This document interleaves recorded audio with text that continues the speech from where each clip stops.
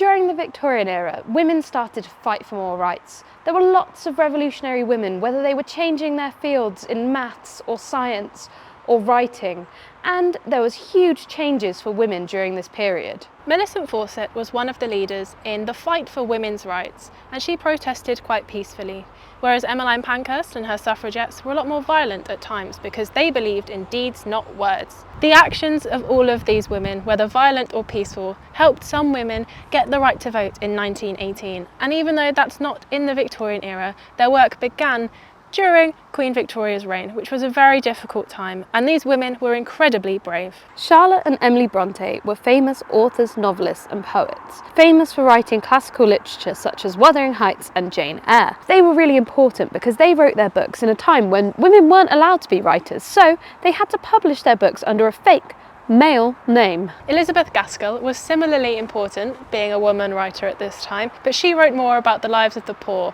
and she gave us details on how Victorian society functioned.